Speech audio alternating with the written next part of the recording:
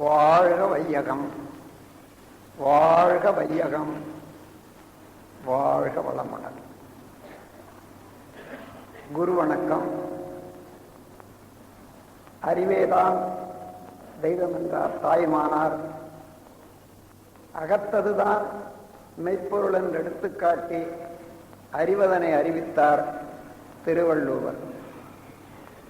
அவ்வறிவை அறிவதற்கு முறைகள் சொன்னார் அறிஞர் திருமூலர். அப்பேரறிவிலாழ்ந்து ஆனந்த கவியாத்தார் ராமலிங்கர். அறிவில் அறிவாய் நிலைத்தோர், அறம் வகுத்தோர், அதை வாழ்ந்து காட்டினோர் நினைவு கூர்வோம்.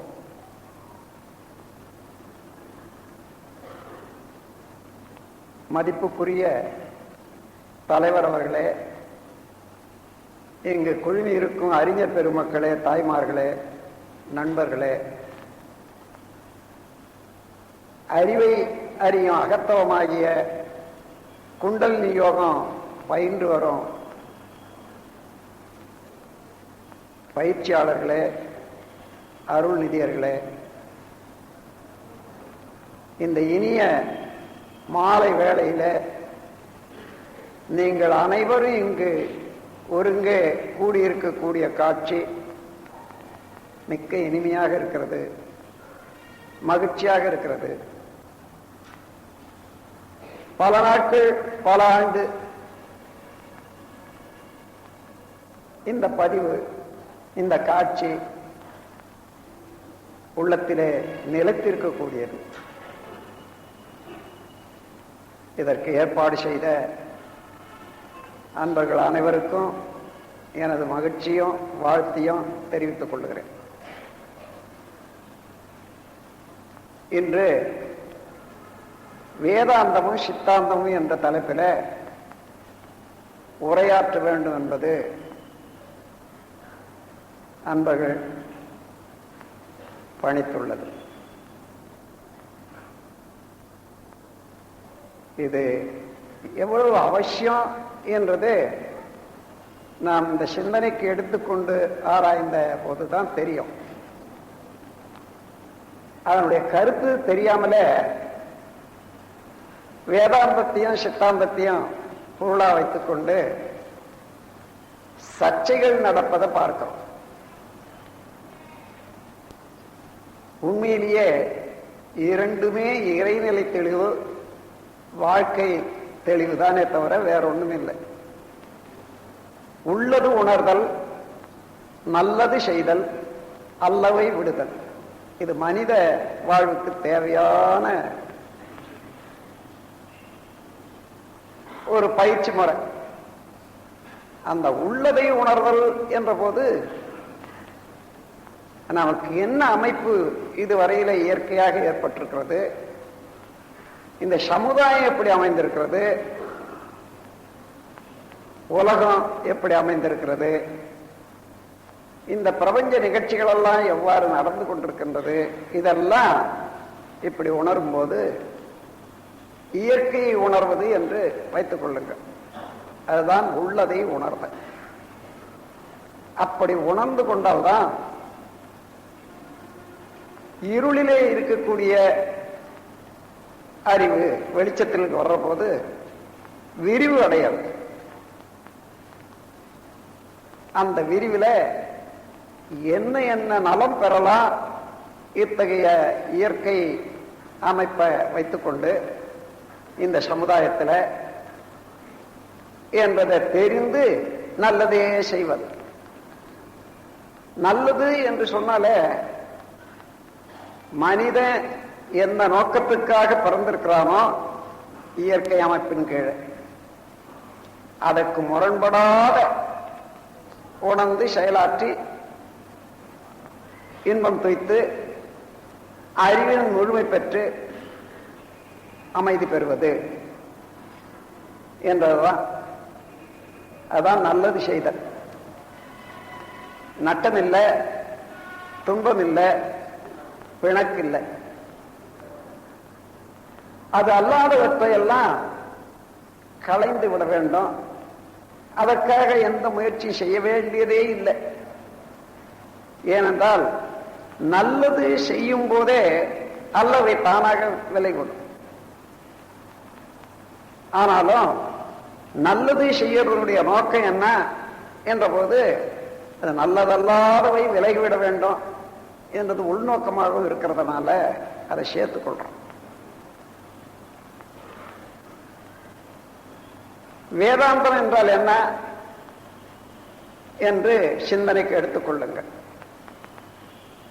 இந்த பேரியக்க மண்டலம், இதனை பிரபஞ்சம் என்று சொல்வார்கள்.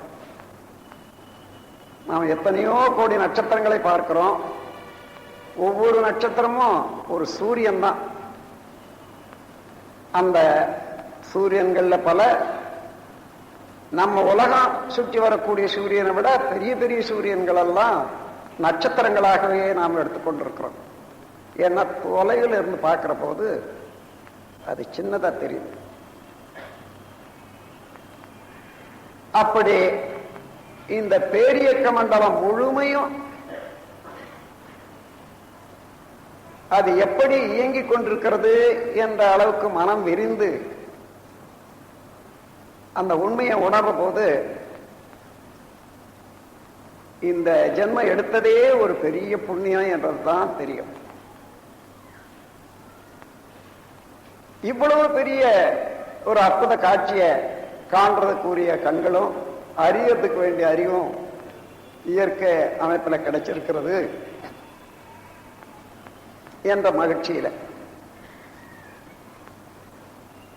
இந்த பிரபஞ்சத்தை, அதனுடைய அமைப்பை, இயக்கத்தை சிந்தனையினால உயர்ந்த பெரியோர்கள் அதனுடைய அமைப்பை பற்றி வர்ணனை செய்திருக்கின்றார்கள்.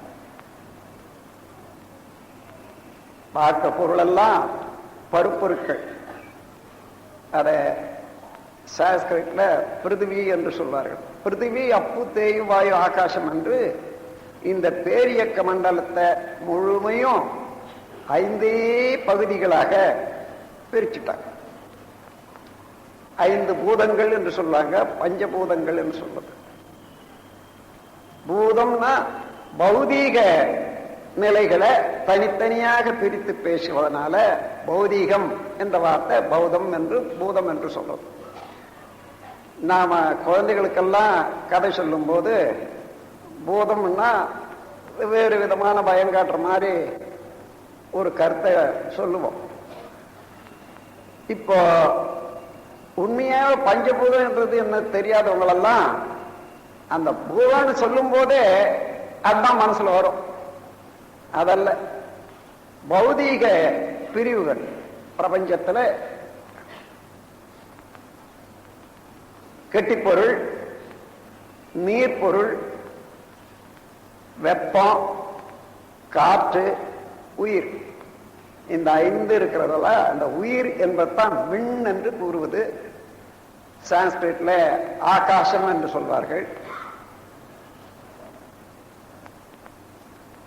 இங்கிலீஷ்ல எனர்ஜி பார்ட்டிகள் சொல்றாங்க. அப்போ தனித்தனியா உள்ள எனர்ஜி பார்ட்டிகள் என்றது அதை சூழ்ந்திருக்கக்கூடிய வெளியோட பேசுற போது அது ஆகாசம். அதே தனியான விண் துகள்கள் ஒன்றோடு ஒன்று சேர்ந்து 2, 3, 4 என்று சேர்ற போது அதை காற்று என்று பகுத்து வச்சிருக்காங்க. அதற்கு மேலாக அடர்த்தி ஏற்பட்டு சூடு உற்பத்தி ஆகக்கூடிய அளவுக்கு, சூடும் இந்த வெளிச்சம் உற்பத்தி ஆகிற அளவுக்கு நெருக்கம் உண்டாகிற அணுக்கூட்டத்தை வெப்பம், கனல் என்று சொன்னாங்க. இப்போ கனல் என்பது அழுத்த காற்றுன்னு வச்சுங்க. சாதாரண காற்று, அதை ஆக்சிஜன், ஹைட்ரோஜன் 2ஆ பிரிப்பாங்க.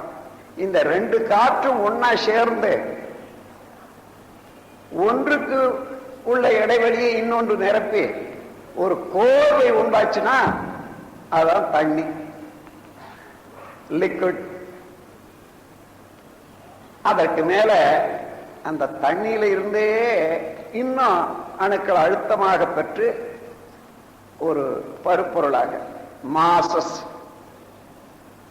தோற்ற பொருட்களாக வர்ற போது அதை பிருத்திவி என்று, எர்த் என்றும், மண் என்று சொல்றது. அத மண்ணு, தண்ணி, நெருப்பு, காற்று, விண்ணு, இதுதான் அஞ்சு பூதங்கள். இந்த பிரபஞ்சத்தை ஆராய்ந்தவர்கள் இதற்கு மேல ஒன்றும் இல்லை, ஆனாலும்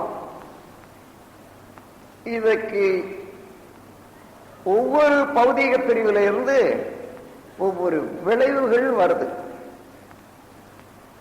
அந்த விளைவு ஆராய்ந்தாங்க. அத தன்மாத்திரை என்ற பெயர் வச்சு பேசி இருக்காங்க வேதாந்தத்துல. அது என்னன்னா அழுத்தம், ஒலி, ஒளி, சுவை, மனம். மனம் என்பது கெட்டிப்பொருளாக உள்ள பிருத்திவியில கெட்டி பொருட்கள்ல தோன்றுகிறது. சுவை என்பது நீர் பொருள்ல தான் தோன்றும். வெப்பம் என்பது அழுத்தமான காற்றில தோன்றக்கூடியது. அதற்கு மேல ஒலி என்பது சாதாரண லைட் ஏர், அதில் தோன்றக்கூடியது. அழுத்தம் என்பது விண் என்ற விண்வெளியிலேயே தோன்றக்கூடியது என்று இந்த ஐந்தையும் ஒன்றிலே இருந்து ஒரு பௌதீக பிரிவில் இருந்து ஒவ்வொரு தன்மாத்திரைகள் ஒவ்வொன்றாக கண்டுபிடிச்சாங்க. ஆனா இந்த தன்மாத்திரைகள் எல்லாம் ஒன்றா பலதா வெவ்வேறு இருக்குதான்னு பார்க்கிற போது ஒன்று இல்லை, ஒரே ஒரு ஆற்றல் தான். அந்த நெருக்கத்துக்கு தகுந்தவாறு தன்மாத்திரைகளாக வித்தியாசப்படுது. அதாவது விரிவான இடத்துல இப்போ விண்வெளிக்கும் பிருத்திவி என்ற மண்ணுக்கும் என்ன வித்தியாசம் பாருங்க. இதே அணுதான் அங்கே இருக்குது, அதே அணுதான் அங்கே இருக்குது. அணுவும் வெளியும் தான் இங்க, பிருத்திவியிலையும் அணுவும் வெளியும் தான் அங்க. ஆனா அழுத்த வேறுபாடு. இங்கே ஒரு இன்ச்சுக்கு ஒரு அணுவும் 99 பங்கு வெளியும் இருக்கிறதுன்னு வச்சுக்கோங்க ஒரு ஓமைக்கு. அங்க பிருத்திவி என்று எடுத்து பார்த்தீங்கன்னா 5ம் 95 வெளியுமா இருக்கும். அப்போ வெளி குறைந்து அணுக்கள் நெருக்கமாக இருக்குது என்றதான் அர்த்தம். அதற்கு தகுந்தவாறு அந்த இடையில் இருக்கக்கூடிய வெளி இருக்கிறதே, அந்த வெளியில ஒரு பேராற்றல் இருக்கிறது என்றதை கண்டுபிடிச்சாங்க. அதான் வேதாந்தத்தினுடைய ஒரு பெருமை. அந்த வெளியில சாதாரண வெளி இல்லது, அது ஒரு பேராற்றல் உள்ளது. அது இடத்துக்கு தகுந்தவாறு, அதாவது நெருக்கத்துக்கு தகுந்தவாறு, இன்டென்சிட்டி ஆஃப் மாஸ், அதுக்கு தகுந்தவாறு மாற்றம் அடைகிறது என்றதை வச்சு தன்மாத்திரை என்றது அதனுடைய அளவுகளை நிர்ணயிச்சாங்க. அப்போ இந்த பஞ்சபூதங்களுக்கு இடையிலாம் அந்த பொருள், இந்த சக்தி இருக்கிறதா என்று பார்க்கிற போது இல்லை. அதற்கு அப்பாலாக, பிரபஞ்சத்துக்கு அப்பாலாக தன்மாத்திரை என்பது இல்லாமலே அழுத்தம், ஒளி, ஒலி, சுவை, மனம் என்பதாக மாறாமலே அது அதுவாகவே இருக்கக்கூடிய நிலை ஒன்று உண்டு என்பதை கண்டபோது அதுதான் ஆதி, அனாதி, சிவம், பூரணம் என்று சொன்னார். அந்த மகாவெளிய, தூய வெளிய, இறைவெளி, அதுதான் இறைநிலை. அது இருப்பு ஆற்றல். இருப்புன்னா மெய். அதில் இருந்து விண் என்பது நுண்ணிய அலை இயக்கமாக, இருப்பாற்றலின் பிரிவேதான் நுண்ணிய அணு, அதனுடைய கூட்டுதான் பிரபஞ்சம்.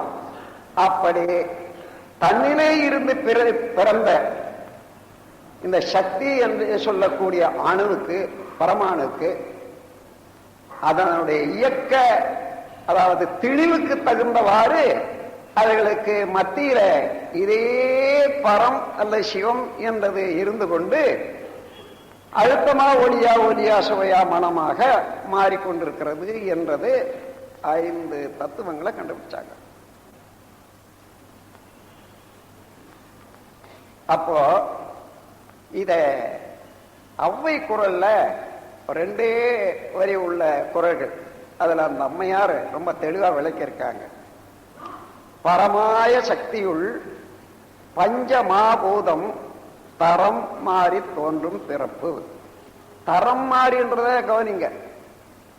தரம் அது இருந்தது, அதனுடைய தரமே மாறி இன்னொன்றாக மாறி தோன்றியதுதான் இந்த பிரபஞ்சம். தரம் மாறி தோன்றும் பிறப்பு. அது எப்படி வந்தது? நிலம் 5, நீர் 4, நீடங்கி 3, உலவை 2, 1 வெண். கெட்டிப்பொருள் கடைசியாக வந்தது, நீர் 4ஆக வந்தது, அங்கி நெருப்பு 3ஆக வந்தது, காற்று 2ஆக வந்தது, விண்வெளி முதல்ல வந்தது என்று நிலம் 5, நீர் 4, நீடங்கி 3, உலவை 2, 1 வெண் என்ற போது அந்த விண் என்ற ஒரு துகள் தனியாக பிரிக்கல. எல்லாம் வல்ல இறைநிலை சிவம் என்ற பூரணம் எதுவோ அந்த பூரணத்தில இருந்து பிரிந்துபட்டது. அதாவது பிளவுபட்ட நிலை, பின்னப்பட்ட நிலை. அப்படி பின்னப்பட்டது அதனுடைய தன்னுடைய அழுத்த சக்தியினாலேயே சுற்றிலும் அதே சக்தியே இருந்து கொண்டு அந்த பின்னப்பட்ட ஒரு சிறு துகளை விரைவாக இயங்க செய்து கொண்டிருக்கிறது சுழல் இயக்கத்துல. அதுல இருந்து வந்ததுதான் பிரபஞ்சம் என்பதுதான் இது வேதம். வேதம் என்று சொன்னாலே இந்த பஞ்சபூதங்களையும் அந்த பஞ்சபூதங்களுக்கு மையத்துல இடையில சிவமே இருந்து கொண்டு எப்படி அழுத்தமாக ஒளியாக சுவையாக மனமாக மாறிக்கொண்டிருக்கிறதோ என்றதெல்லாம் விளக்குவது வேதம். அதனால்தான் சில இடங்கள்ல அந்த வேத கருத்துக்கள் இறைவனே பேசுமாறு எந்த அறிஞர் பேசுகிறாரோ அவர் சொல்வார், நானே ஒளியாக இருக்கிறேன், நானே ஒளியாக இருக்கிறேன், என்னை எல்லாவிடத்திலும் அறிந்து கொள்ளக்கூடியவன் எவனோ அவன் என்னை விட்டு நீங்குவதில்லை, அவனை விட்டு நான் நீங்குவதில்லை என்ற கருத்தை சொல்றது அதான். ஆக அங்கே சிவமாக இருக்கிறது, சுத்த வெளியாக இருக்கிறது என்றால் சுத்த வெளி.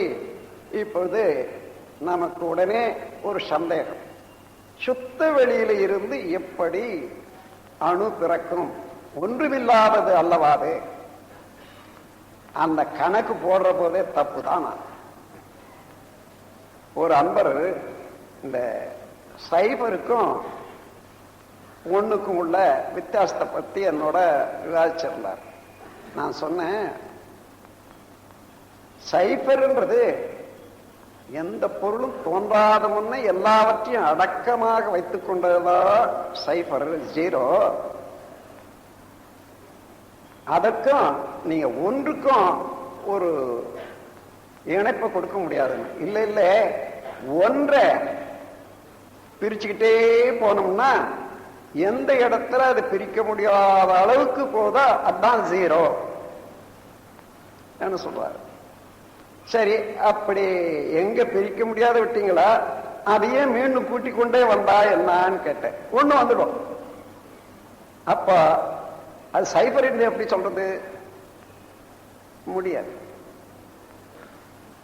தன்னிறைவாய் இருந்திடனும் தான் பாழாய். அதாவது இந்த எழுத்துக்கள்லயே 0 என்ற எழுத்து இருக்குது பாருங்க, அதுதான் நிறைவான எழுத்து. எங்கே தொடங்குகிறதோ அங்கேயே வந்து முடிந்து ஒரு கோணல் மாணல் இல்லாத முழுமையான எழுத்து ஒண்ணு இருக்குதுன்னா 0 தான். தன்னிறைவாய் இருந்திடனும் தான் பாழாய், தனக்கென்று தனிமதிப்பு ஏதுமின்றி தன்னை சார்ந்த எண்களுக்கு தக்கபடி இடமக்க மதிப்பளித்து. அதாவது அதற்கு மதிப்பில்லை, அது முழுமையாக இருந்தாலும் மற்ற எண்களெல்லாம் ஒரு பக்கம் ஒவ்வொரு இடத்துல ஆரம்பிச்சு இன்னொரு இடத்துல முடியும், கோணல் மாணலா இருக்கும். அப்படி இருந்த போதிலும் தன்னை சார்ந்த எண்களுக்கு தக்கபடி இடமக்க மதிப்பளித்து இந்த சைபரோட அதை சேர்ந்து நின்றால், ஒன்னு போட்டு சைபர் போட்டீங்கன்னா என்ன ஆச்சு? 10. இந்த 1 10ஆக ஆக்கக்கூடியது அவ்வளவு மதிப்புடையது. இப்போ அதுக்கு முன்ன தனியா இருக்கிற போது மதிப்பே இல்லை. அதே போல அந்த சைபரை முன்ன வச்சு பின்னால 1 போடுறீங்கன்னு வச்சுங்க, அது என்ன 10ல் 1ஆக மதிப்பிழந்து போகுது. தன்னை சார்ந்த எண்களுக்கு தக்கபடி இடமொக்க மதிப்பளித்து தன்னை போல் எண்ணெடுத்து தன்னோடு கூட்டி கழித்து வகுத்து பெருக்கினாலும் தன் மதிப்பு மாறாத தனிச்சிறப்பாம் வியத்தகு எண்ணே பூஜ்யம் என்று சொன்னான். இந்த விளக்கத்துக்கு நாங்க வரலிங்க. அது ஒண்ணு குறைச்சிக்கிட்டே போனா கடைசியில எங்க அதை குறைக்க முடியாதோ மனதுக்கு எட்டாதோ அந்த இடத்துல அதான் சைபர்னு சொல்றோம். மறுபடியும் அதை கூட்டினா மறுபடியும் 1 தானே வரும். அதனால அது சைபர் 0ன்னு சொல்ல முடியாது. பூஜ்ஜியத்தை போல் நிறைவாம் புனித முல குணநாதன் பூஜ்யர் எனப்படுவார். பூஜ்யர்னு சொல்றோம் பாருங்க. இத போல தான் நிறைவாக இருந்து கொண்டு தனக்கு என்று எந்த மதிப்பும் வைத்துக் கொள்ளாம தன்னை யார் சார்றாங்களோ அவங்களுக்கு தக்கபடி மதிப்பளித்துக் கொண்டே இருக்கக்கூடிய ஒரு மகான் யாரோ அவரை பூஜ்யர்னு சொல்றோம். அந்த கவியை கொஞ்சம் இன்னொரு தடவை சொல்றேன், கவனிச்சுங்க. தான் நிறைவாய் இருந்திடனும் தான் பாழாய் தனக்கென்று தனிமதிப்பு ஏதுமின்றி தன்னை சார்ந்த எண்களுக்கு தக்கபடி இடமொக்க மதிப்பளித்து தன்னை போல் எண்ணெடுத்து, நீங்க எந்த எண்ணெய் எடுத்தாலும் 1க்கு 1 எடுத்து கூட்டினா கழிச்சா மாறிடும். சைபரை எடுத்துக்கொள்ளுங்க 0. தன்னை போல் எண்ணெடுத்து தன்னோடு சேர்த்து கூட்டி கழித்து வகுத்து பெருக்கினாலும் தன் மதிப்பு மாறாத தனிச்சிறப்பாம் வியத்தகு எண்ணே பூஜ்யம். பூஜ்யத்தை போல் நிறைவாம் புனிதமுல குணநாதன் பூஜ்யர் எனப்படுவர். அந்த பூஜ்யம் என்றது எல்லா அடங்கி இருக்குது அதுல. ஆனாலும் அது ஒன்றுமே இல்லாத போல கருது. அதே போலதான் இறைநிலையானது பூஜ்யமா தான் இருக்கு. அந்த பூஜ்யத்துல அதாவது ஒன்றுமே இல்லாதது என்று நாம் நினைக்கிறோம். ஆனா எல்லாமே அதில் தான் இருக்கு.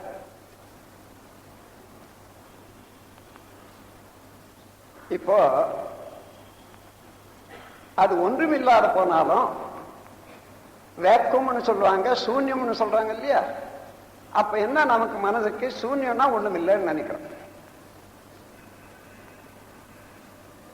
அந்த அந்த கருத்து எப்படி வருது பார்த்தா, எந்த பொருளை பார்த்தாலும் ஒரு வடிவம் இருக்கிறது, ஒரு வேகம் இருக்கிறது, ஒரு இயக்க தொடர் இருக்கிறது. இன்னொரு பொருளுக்கு மத்தியில இடைவெளியை வைத்துக்கொண்டு தனியாக இருக்கிறதாக பிரிச்சு காட்டுது. அதுதான் கால தூர பருமன் வேகம்னு சொல்றோம். அது இந்த ஸ்பேஸ்ல வெளியில ஒரு சின்ன அணு இயங்கி கொண்டிருக்கிறதாக வச்சுக்கோங்க. அந்த இயக்கத்துக்காக அது எடுத்துக்கொண்ட ஏரியா, அதாவது ஏரியான்னு சொன்னா 2 டைமென்ஷன் வரும். அது எடுத்துக்கொண்டு இருக்கக்கூடிய ஒரு பகுதி, அததான் வால்யூம்னு சொல்றோம். ஒரு இயக்கம் அது ஸ்பேஸ்ல எவ்வளவு தூரம் எடுத்துக்கொண்டிருக்குதோ அதுதான் வால்யூம்னு சொல்றோம். அப்போ இயக்கம் தானே அந்த இடத்தை எடுத்துக்கிட்டு இருக்குது. இயக்கம் வேற வால்யூம் வேறையா? ஃபோர்ஸ் வேற வால்யூம் வேறையா? இல்லை, ஃபோர்ஸ் தான் வால்யூமாக இருக்கிறது. ஆனா அது எவ்வளவு நேரம் இயங்குகிறதோ தான் கான்செப்ட் ஆஃப் டைம். எந்த நிகழ்ச்சியும் எவ்வளவு நேரம், அதாவது தொடர்ந்து தொடக்கத்திலிருந்து முடிவு வரையில மனதுக்கு ஒரு கணிப்பு இருக்கு பாருங்க, அதுதான் காலம். இந்த 3 சேர்ந்தாதான் ஒரு ஒரு தோற்றம் மனதுக்கு உண்டாகும். அப்ப கூட அந்த பொருளை தனியா பார்க்கணும்னா இன்னொரு பொருளுக்கு இதற்கு இடைவெளி வேணும். அதுதான் தூரம், தொலைவு. இது வரையில வந்த விஞ்ஞானத்துல எத்தனையோ கணக்கு போடுறோமே. காலம், தூரம், பருமன், வேகம், இந்த 4 கணிக்கிறது தான் கணிப்பு. இதுக்கு மேல ஒரு கணிப்பும் இல்லை, கணிக்கிறதுக்குரிய முறையும் இல்லை. ஆகவே இப்போ இத 1ன்னு சொல்றதா, 3ன்னு சொல்றதா, 4ன்னு சொல்றதா? ஒன்றேதான் இயங்குகிறது. அந்த இயக்கமே அதை இடத்தை குறிக்கிற போது அதுக்கு வால்யூம் சொல்றோம், இயக்கத்தை குறிக்கிற போது போர்ஸ்ன்னு சொல்றோம். அந்த இயக்கத்துல உள்ள நீடிப்பை கணிக்கிற போது அது டைம்னு சொல்றோம். அப்ப வால்யூம், ஃபோர்ஸ், டைம், இந்த 3ஐயும் மனதில் வச்சுங்க. வேற வேறையா? வேற வேற. இந்த 3ம் தனித்தனியானது என்று சொல்றது சித்தாந்தம். இது ஒண்ணுதான் சொல்றது வேதாந்தம். அதே போல இந்த பேரியக்க மண்டலம் முழுமையும் இருப்பாக உள்ள அந்த பொருள்ல ஃபோர்ஸ் அண்ட் கான்சியஸ்னஸ், அதாவது வேகமும் அறிவும் இருந்தது, அடங்கி இருந்தது. அது போர்ஸ் எழும்போது, வேகம் எழுந்த போது அதை ஒழுங்குபடுத்தக்கூடிய அளவில் அதை சுற்றியும் இருக்கக்கூடிய அதே பரம்பொருள் அந்த இயக்க ஆற்றலாக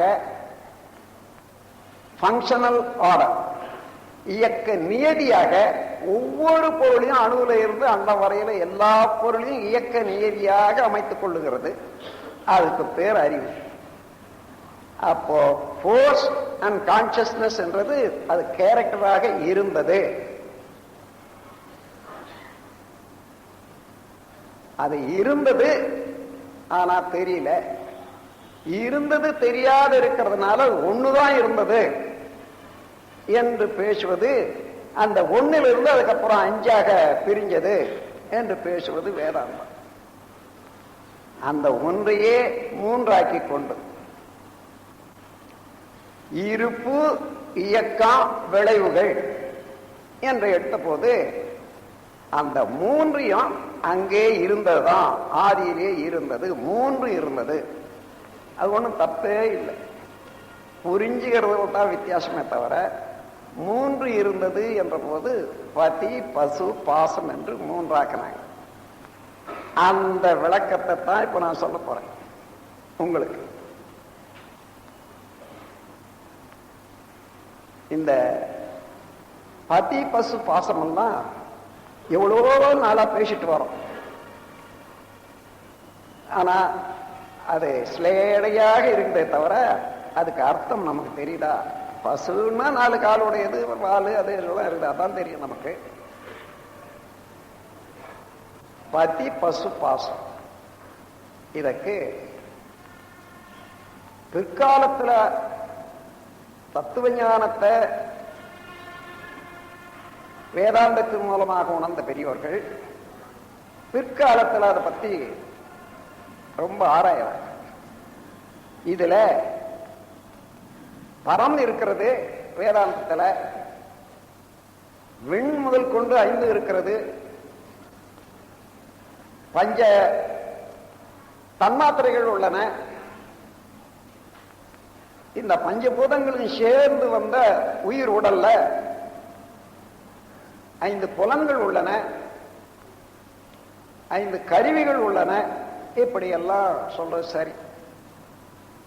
இதுல மனம் என்பது எது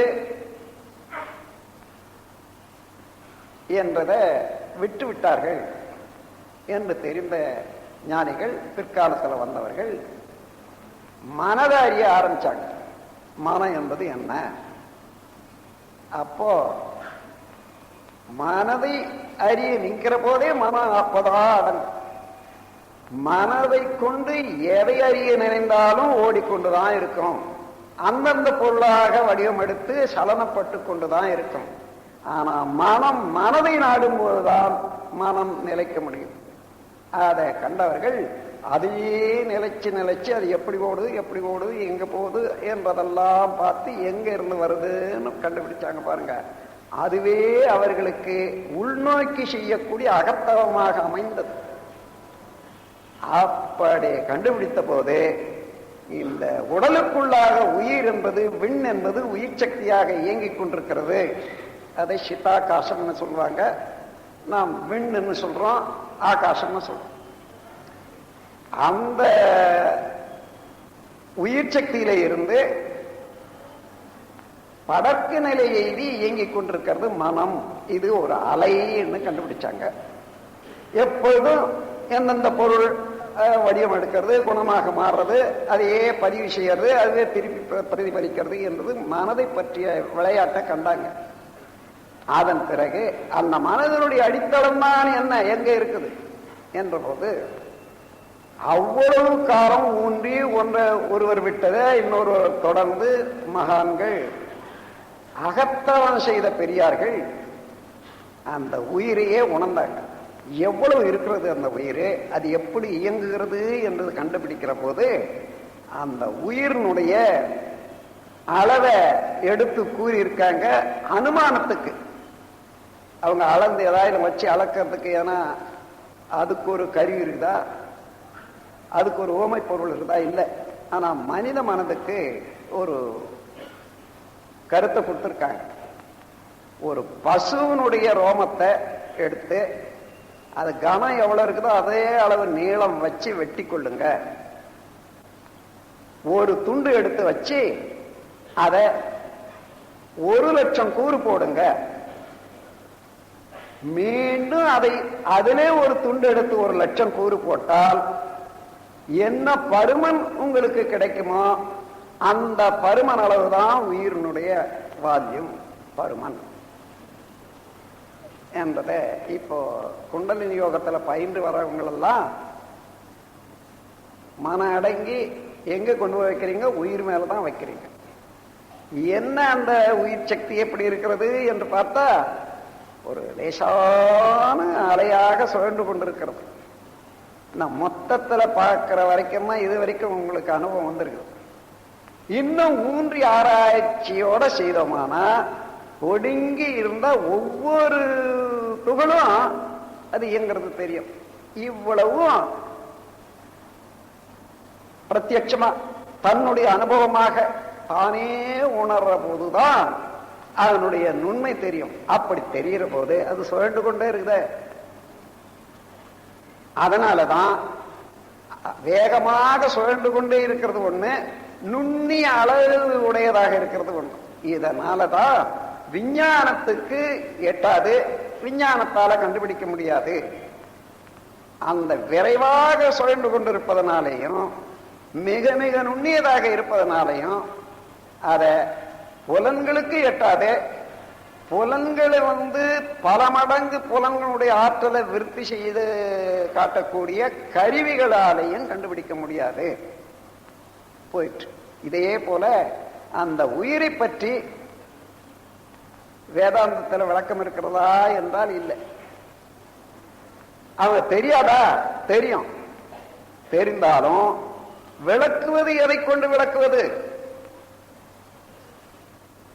நான் காந்த தத்துவத்தில் ஒரு கவியை கொடுத்திருக்கேன், ரொம்ப பேருக்கு தெரியும். அது அலை அலையாய் இயங்குமன தடித்தளமே நிலை பொருள். அந்த மன அலை அலையா இருக்குத, அங்க இருந்து ஒடுங்கி போன அதான் நிலை பொருள். அது தெய்வம். அது அப்படி நிலைத்த போது பார்க்கிற போது அந்த சுழற்சியில ஒரு தத்துவம் இருக்கிறது. எந்த பொருள் வேகமாக சுழன்று கொண்டிருந்தாலும் அதனுடைய வெளிப்புறத்தில் இருக்கக்கூடிய வேகம் நடு மையத்தில் இருக்காது. ஒரு சக்கரத்தை எடுத்துக்கொள்ளுங்க. 6 அடி விட்டமுள்ள சக்கரம் நல்ல வேகமாக சுத்துங்க. அந்த விட்டத்துல எவ்வளவு இருக்கும்? 6 அடி, கிட்டத்தட்ட 18 அடி சுற்றளவு இருக்கும். ஒரு சுத்துக்கு 18 அடி வந்துடும். ஆனா மத்தியில வரும்போது, இன்னும் உள்ள வரும்போது வர வர குறைந்து கொண்டே வருமா இல்லையா? மையத்தில் வரும்போது என்ன, அதுக்கு ஒரு சாமியம் இருக்கு. there is a point in the center where there is no motion at all. அதாவது எந்த பொருள் சுற்றி கொண்டிருந்தாலும் மையத்திலே ஒரு புள்ளி வரும். அந்த புள்ளி இயங்காத நில் ஸ்டேட், இருப்பு நிலை, ஸ்டாட்டிக் என்பது அந்த தத்துவம்.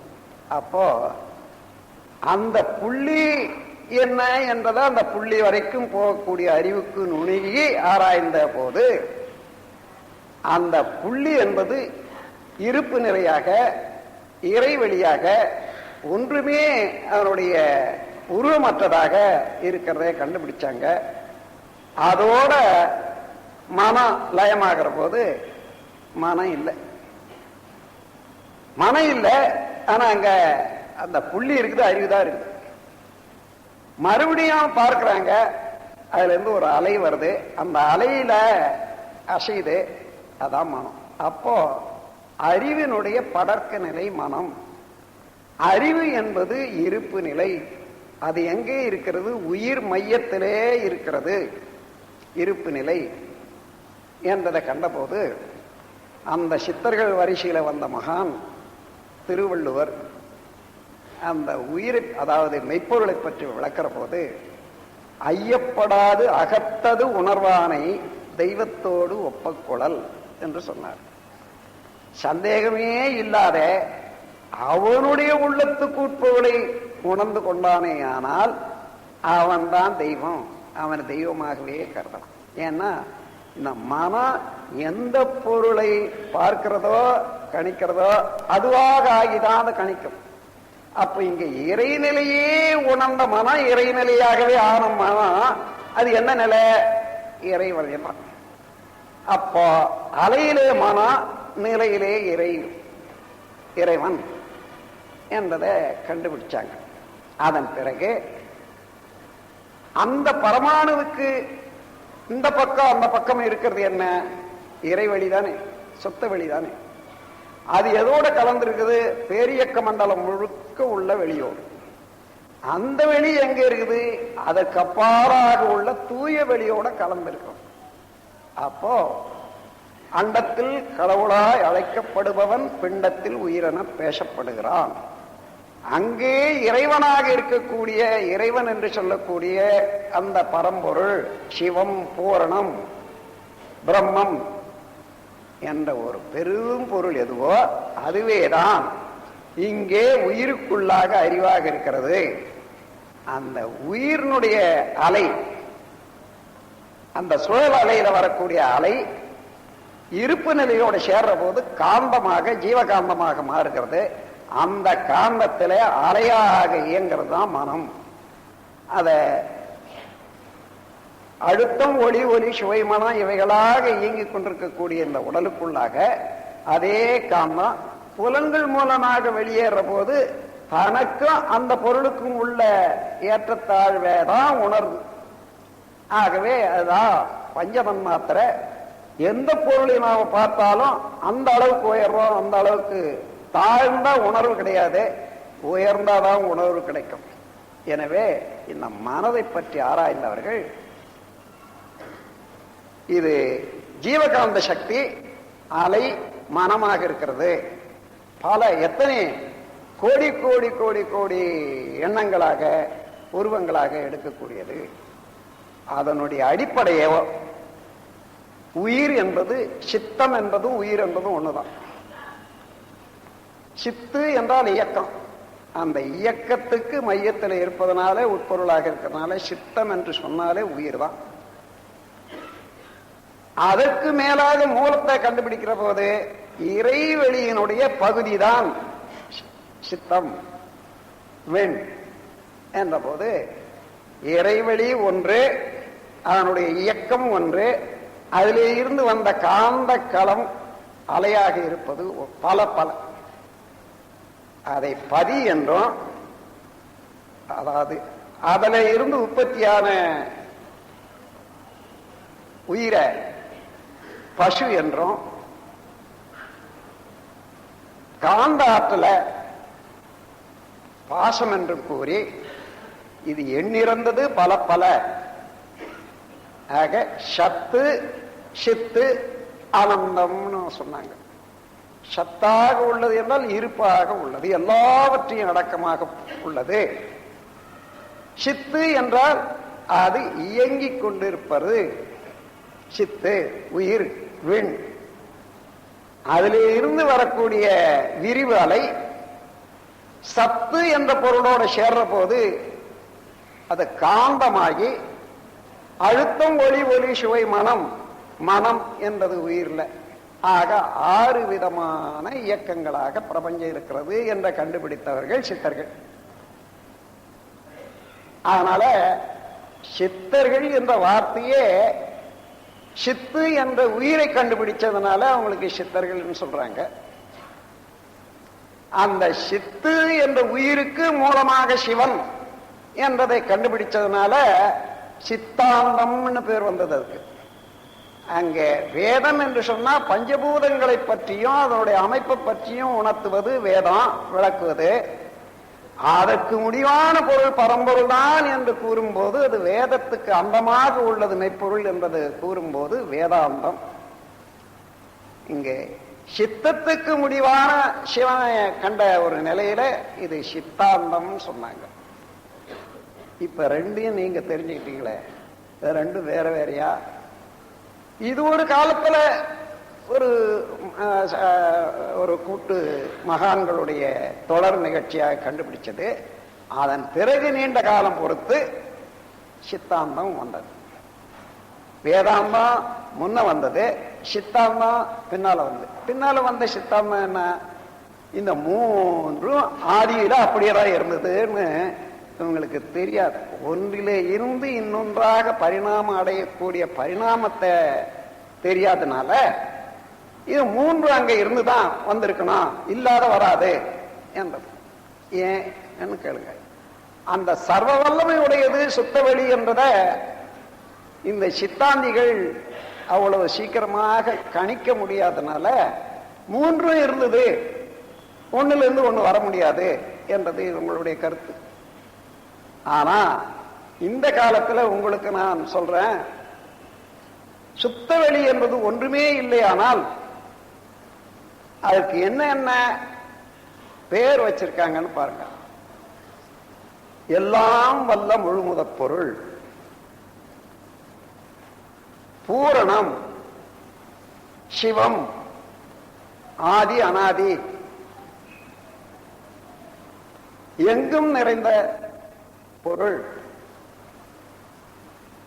இவ்வளவும் அதுக்குரிய நேரம். இப்ப சுத்தவெளி என்பது எல்லாம் வல்லதுன்னு ஏன் கொடுக்கணும்? இப்போ ஒண்ணுமே இல்லாத போனா இப்போ நீங்க உணரலாத வல்லது என்பது எது? இந்த நீங்க பார்க்கிற பிரபஞ்சத்துல இப்ப உலகத்தையே எடுத்துக்கொள்ளுங்க, எவ்வளோ இடம் இருக்கு அதனுடைய கனம்.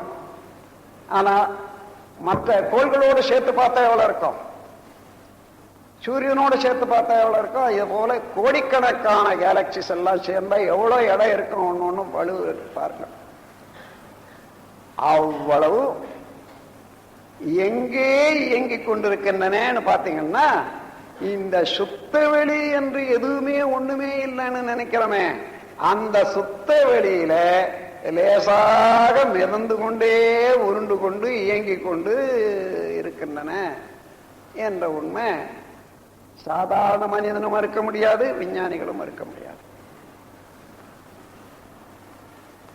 எல்லா பொருளும் அந்த சுத்த வெளியில மிதந்து கொண்டு இருக்குதுன்னு சொன்னா, அப்போ மிதக்கிற பொருள் வலுவா, அதை தாங்கி இருக்கக்கூடிய வலுவுடையதாக இருக்குமா? அதுக்கு எல்லாம் வல்ல முழு பொருள், ஆங்கிலத்துல கூட ஆல்மைட்டின்னு சொல்லுவாங்க.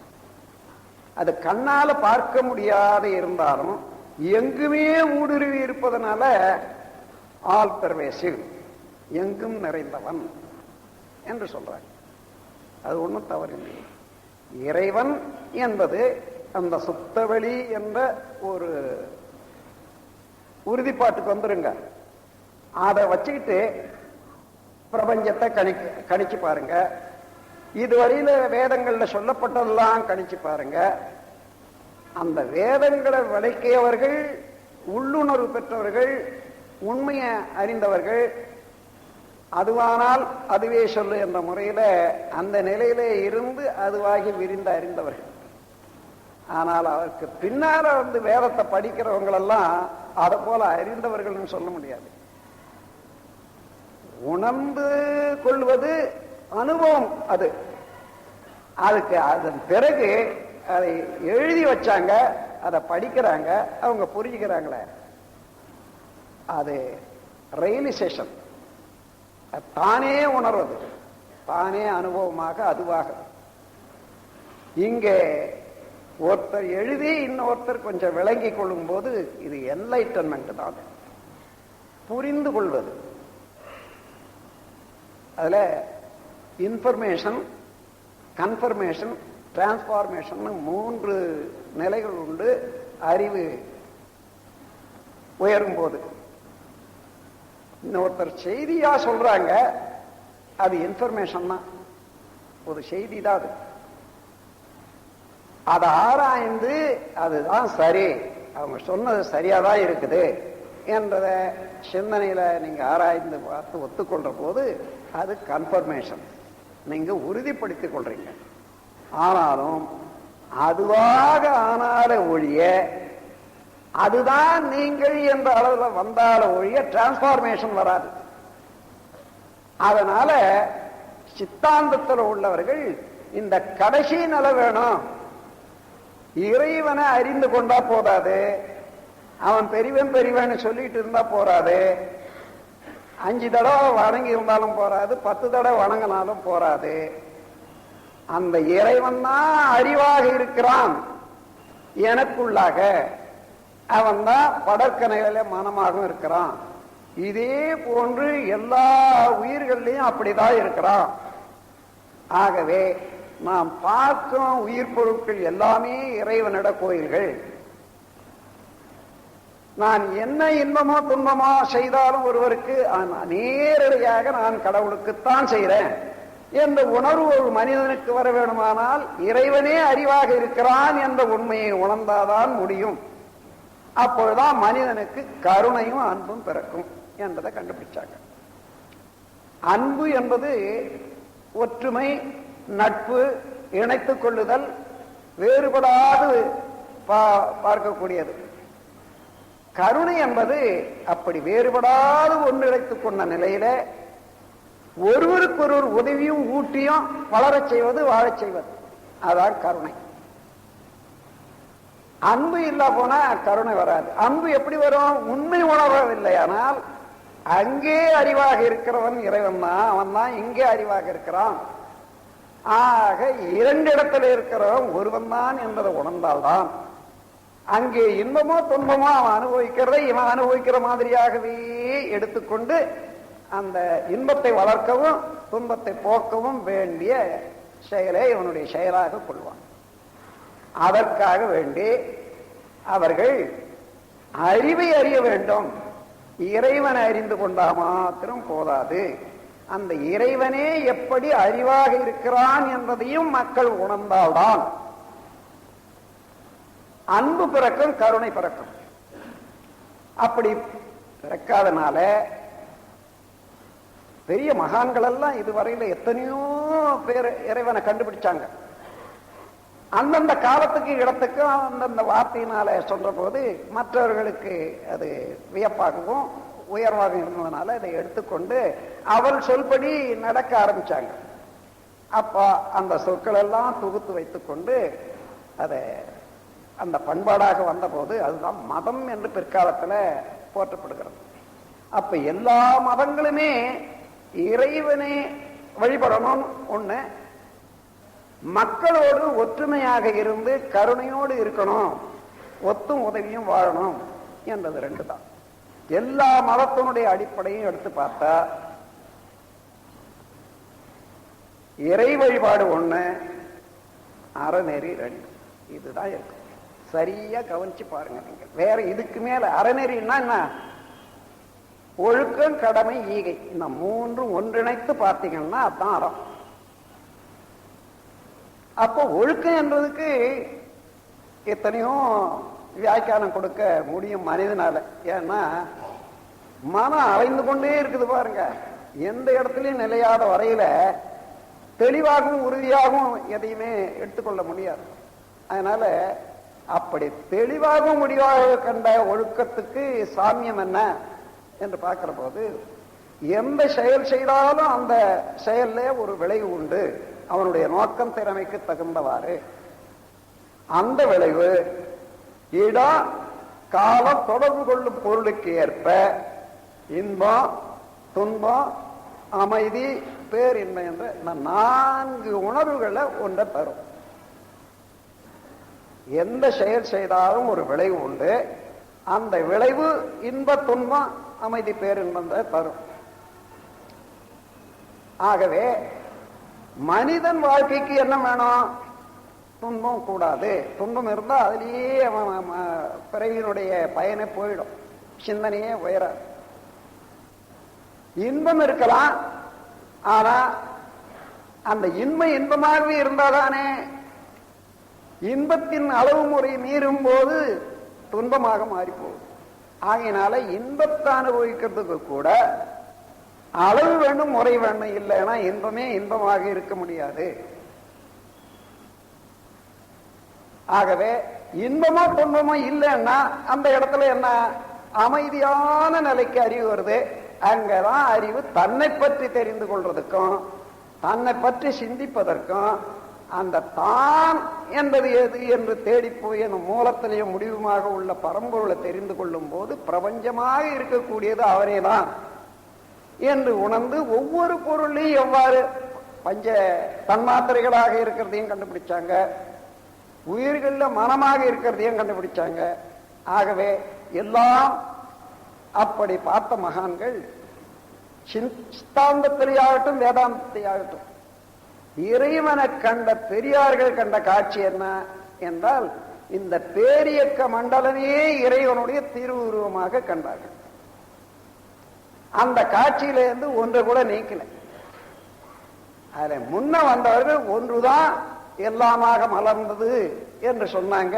அதை வேதாந்தம்னு சொல்றோம், பஞ்சபூதங்கள் தத்துவத்தை வைத்துக் கொண்டு.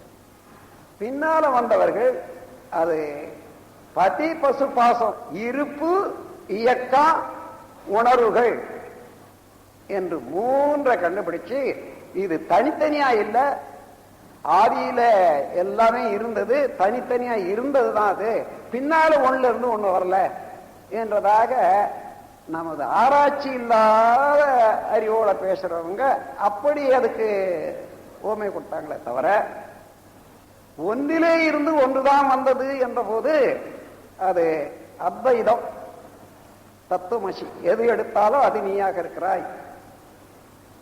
தத்துவமசி அகம். பின்னால வந்தவர் சொன்னானே, அறிவே தான் சிவமாக இருக்கிறது, சிவன் தான் அறிவாக இருக்கிறது. என்ன நான் யாரு? அறிவு. இறைவன் யாரு? அவனே தான் அறிவாக இருக்கிறான், அவன் தான் நானே என்ற போது இந்த இடத்துல இறைவனே தானாகவும் தன்னை இறைவனாகவும். ஆனா இங்க ஒரு கருத்து இருக்குது. இந்த உடல் வரையில மனதை வைத்துக் கொண்டு அங்கேயே உணர்ச்சிகளோட சிந்தனையை மாத்திரம் சுருக்கி வைத்துக் கொண்டா அது எட்டாது. இந்த உடலுக்குள்ளாக இருக்கக்கூடிய சூக்கும பொருளாக உள்ள உயிரையும் தெரிந்து கொள்ளணும். அந்த உயிரில் இருந்து அலையாக வந்து இறைநிலையோட சேர்ந்து ஜீவகாந்த ஆற்றலாக இருக்கிறது, அதையும் தெரிந்து கொள்ளணும். இந்த 3ஐயும் தெரிந்து கொண்டாதான் இறைவனை உணரலாம், உயிரை உணரலாம், அந்த உயிரிலிருந்து வரக்கூடிய ஜீவகாந்த சக்தியை உணரலாம். அந்த ஜீவகாந்த சக்தியை உணர்ந்தால் அல்லது வான்காந்த சக்தியை உணர்ந்தால் அதுவே அழுத்தம், ஒளி, ஒலி, சுவை, மனம் இவைகளாக மனமாக பல பொருட்களாக உலகமாக எல்லாமாக விரிந்து இருக்கிறது என்றதை உணர்ற போது இவர்களும் உலகத்தை வேறு வேறாக காணல, ஒன்றிலிருந்து ஒன்றாகத்தான் காண்றாங்க. ஆனாலும் அந்த அடிப்படையான ஒரு பொருளை நாம் மதிக்கணும். ஏன்னா அதுதான் எல்லா இடத்திலையும் அதனுடைய அலையோட உள்ள ஆற்றலை சேர்ந்து கொண்டு நாம் எந்த செயலை செய்தாலும் அதற்கு உடனடியாக பலனை கொடுக்கிறது, விளைவை தருகிறது. கையை தட்டின சத்தம் வருது. மனிதன் தட்டினான், ஆனா சத்தம் நான் உற்பத்தி பண்ணல. அங்கே ஏற்கனவே இருக்கிறது இறை சக்தி. அந்த இறையாற்றல் அலையோடு கூடி ஜீவகாந்தமாக இருக்கிறது. அதை இறுக்கம் கொடுக்கிற போது அது ஒளியாக மாறுகிறது. இன்னும் அடிச்சுக்கிட்டே இருந்தா சூடு வந்துடும். அதுக்கு மேல இன்னும் சூடு அடிக்க அடிக்க ரசாயன மாற்றம் உண்டாகும். ஆக அழுத்தம், ஒளி, ஒலி, சுவை, மனம், மனம் என்ற 6 நிகழ்ச்சிகளை இறைநிலை அவனுடைய அலை. அலை என்பது விண்ணினுடைய அலையை தான் சொல்றோம். விண்ணே அலைதான். அந்த விண்ணிலிருந்து வரக்கூடியது அலையிலே இருந்து அலை. இந்த பேரியக்க மண்டலம் முழுவதும் இப்ப நினைச்சு பாருங்க. இறைநிலை என்றது சுத்த வழி. அதில் இருந்து பின்னமாக நுணுக்கமாக இயக்கமாக அலையாக வந்தது விண். இந்த 2 தவிர வேற ஏதாயிலும் உண்டா? அப்படி உண்டு என்றால் அழுத்தம், ஒளி, ஒலி, சுவை, மனம் என்ற பஞ்ச தன்மாத்திரைகள் தான். அவைகளோ அந்த இறைநிலையான சுத்த வழியும் இயக்க அலையும் 2 சேர்ந்து ஏற்பட்ட காந்தம். அந்த காந்த சக்தி அழுத்தம், ஒளி, ஒலி என்ற இடத்துல மின் சக்தின்னு கூறுறோம் நாம். சுவை, மனம் என்று வரும்போது அதுக்கு ரசாயனம்னு சொல்றோம். வேற ஒண்ணும் இல்லை பிரபஞ்சத்தில். வேதாந்தமும் சித்தாந்தமும் வேறு வேறு அல்ல. காலத்தால ஒரு அறிஞர்கள் கூட்டம் கண்டுபிடிச்சது, தொடர்ந்து வந்தது. அதற்கு மேலாக கண்டவர்கள் சித்தாந்திகள். அது அறிவே இறைவனாக காணக்கூடியவர்கள். அதுதான் சித்தர்களுடைய வாக்கியங்கள் எல்லாம் அறிவே இறைவன் என்றது வரும். நீங்க வள்ளுவர் சொல்ற சொல்லு, இன்னும் மற்றவர்கள் எல்லாம் கூட தாய்மானவர் பாடல்ல கூட பார்த்தீங்கன்னா அறிவேதான் தெய்வம் என்று பல இடங்கள்ல குறிப்பிடுறாங்க. அது உணர்ந்த நிலையில தான் குறிப்பிடுறாங்க. அந்த நிலையை உணரணும்னு சொன்னா வெறும் வேதாந்தத்தின் மூலமாக பஞ்சபூத தத்துவத்தை படிச்சுட்டா, அதுக்கு மூலமானது பரம் என்பதை தெரிந்து கொண்டா போதும் என்றது சிலருடைய கருத்து. அது போறாது. மனதை அலைய அடக்கி அதை கொஞ்சம் கொஞ்சமாக நிலைக்கு கொண்டு வந்து நிலையாக்கி இவனே அதுவானதான். அந்த நிலையிலதான் அறிவு, அதாவது இயக்கத்துல மனம், அலையில மனம், நிலையில அறிவு. அந்த நிலையிலேதான் உள்ளது அறிவு என்று கண்ட உடனே அது எங்கு நிறைந்த அறிவுக்கு ரூபமா அரூபமா? அறிவு எல்லாருக்கும் தெரியும், அரூபம். இறைவன் இறைவெளி அரூபமா ரூபமா? அரூபம். அரூபத்தில் 2 இருக்க முடியுமா? இல்லை, ஒன்றுதான். அங்கே இறைவன் என்று சொல்றா, இடத்துக்கு தகுந்தவாறு. இங்கே அறிவு என்று சொல்ற. அதை கண்டவன்னா அகம் பிரம்மாஸ்மி கொண்டு வந்துட்டான். தத்துவம் சொன்னா அது நீயாக இருக்கா. எந்த இடம், எந்த பொருளை எடுத்தாலும் அது பஞ்சபூதங்களால் ஆனது, அது பரத்திலிருந்து வந்தது, அதுதான் நீயும். உண்மை எடுத்துக்கொண்டாலும் அப்படித்தான்.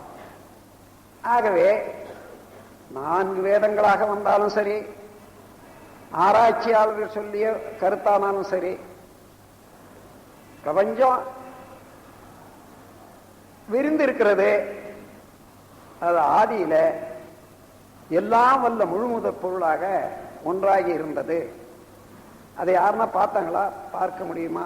முடியாது. என்றாலும் அதுவே அறிவாக இருப்பதனால அந்த அறிவை உணர்ந்த பிறகு அந்த அறிவிலேயே நின்று பார்க்கிறானே, அதுக்கு காலம் கிடையாது. அந்த காலத்தை தாண்டி இந்த விண்ணை கடந்து விண்ணுக்கு மூலமான இறைநிலையும் உணர்ற போது அங்கே இருந்து நடந்த எல்லா நிகழ்ச்சிகளும் ஒரு காட்சியாக, அகக்காட்சியாக காணக்கூடியவன் தான் இறைநிலை உணர்ந்தவர்கள். ஆகவே அதுதான் ரியலைசேஷன் சொல்றது. மெய்ப்பொருள் உணர்ந்தவர்கள் மெய்யுணர்வு என்று சொல்வார்கள். அதுவானால் அதுவே சொல்லும் என்ற வார்த்தையும் அதுதான். வித்தை என்றால் பிரம்ம வித்தை உயர்வு. அதை கண்டுபிடித்து அதுவே நானாக இருக்கிறேன் என்று சொல்லக்கூடிய உணரக்கூடிய வித்தைதான் இந்த உலகத்தில் உள்ள எல்லா வித்தைகளிலும் மேலானது. வித்தை என்றால் பிரம்ம வித்தை உயர்வாகும். வேதாந்தம் பேசுவதால் கிட்டிடாது. அத்துவிதமாகி அவன் எங்குமாகி அணுமுதலாய் அண்டங்களாகி தாங்கும் சுத்தவெளி சூனியமாய் நிறைந்த தன்மை அனுபவமாய் அறிந்திருக்கும் தத்துவத்தின் முடிவான தானேயான தன்னை அறிந்த வித்தை அது. அவன்தான் சொல்றான் ஒன்றுதான் எல்லாமாக இருக்கிறது என்று சொல்லு. அதை புரிந்து கொள்ள முடியாதவர்கள் அது முன்னமே மூன்றும் தனித்தனியா தான் இருந்தது என்று சொல்றாங்க. சத்து வேற, சித்து வேற, ஆனந்தம் வேற. சத்து என்பது இறைநிலை, சித்து என்பது உயிர்நிலை, ஆனந்தம் என்பது காந்த நிலை. இந்த மூன்றும் ஆனந்தம்னா எத்தனையோ கோடி விளைவுகளாக வருதல்வா, அதனால ஆனந்தம்னு சொல்றாங்க. அதனால சச்சித் ஆனந்தம்னு சொல்லுவாங்க. சச்சித் ஆனந்தம்னு சிலர் சொல்லுவாங்க, அது ஒலி தவறுதான். ஆனந்தம்னா ஆனன்னா மனிதன், அந்தம்னா முடிவு. மனிதன் என்ற கருத்தெல்லாம் தாண்டி அவனை பற்றி ஆராய்ந்து கொண்டே போய் முடிவான அந்த பரம்பொருளை கண்டு நிற்கிறானே, இங்க மனிதனே மறந்துடுறான். உருவம் இல்லை, ஒண்ணும் இல்லை, இறைநிலை மாத்திரம் அறிவோட இருக்குது பாருங்க. அங்க ஆண் அந்தம்னு முடிவு வர்றதுனால எல்லா துன்பங்களையும் கடந்த ஒரு நிலைக்கு ஆனந்தம்னு சொல்லுவாங்க. அது வேற. ஆனந்தம் என்றது பல பல என்றதுதான் ஆனந்தம். ஆகவே சச்சிதானந்தம் வர்றதுல ஆனந்தம் இல்லை, ஆனந்தம் என்று வச்சுக்கொள்ளுங்க. ஆகவே அந்த உண்மையை நீங்க உணர்ற போது எல்லாருமே, நீங்கள் அனைவருமே சச்சிதானந்த பொருளாகத்தான் இருக்கிறீங்க. அப்படி இதை உணர்ந்தால் என்ன லாபம்? மனிதனாக வாழ்ந்து கொண்டிருக்கிற இந்த உலகத்துல ஒவ்வொரு இடத்துலையும் காலத்திலையும் நமக்கு தேவையே அல்லது துன்பம் வர்ற போதெல்லாம் அவ்வப்போது அனுபவத்தை கொண்டு போய்க்கு கொண்டிருக்கோம். இப்ப எல்லாம் உலகம் ஒன்று கூடி போச்சு. ஒவ்வொரு நாட்டிலும் உள்ள மக்களும் எல்லா நாட்டிலும் வாழறோம். எல்லா நாட்டிலும் உள்ள மக்களும் ஒவ்வொரு ஊர்லயும் இருக்கிறோம். இந்த காலத்துல போய் நான் அந்த ஜாதி, இந்த ஜாதி, இந்த நாடு, அந்த நாடு என்று வேறுபடுத்தி கொண்டு பிணக்கு வைத்துக் கொண்டு மனிதன் வாழும்போது துன்பம் தவிர இன்பம் அடைய முடியாது. அத்தகைய மனித வர்க்கம் தன்னுடைய மூலமும் முடிவும் தன்னுடைய பெருமையும் உணர்ந்து கொண்டா, இவ்வளவு பெருமைக்குரிய பிரபஞ்சத்துல நானும் ஒரு பங்காளி. அதுல பிறந்துட்டதுனாலே இந்த உலகத்துல எனக்கு எல்லா உரிமையும் இருக்கிறது. நான் எப்படி வாழணும், எனக்கு எல்லா வசதியும் இருக்கிறது. அப்படி எண்ணி பார்த்தா ஒவ்வொருவருக்கும் உள்ள அமைப்பு ஆயிரம் ஆயிரம் இன்பங்களை அனுபவிக்க வேண்டிய அமைப்பு தான் இருக்குது.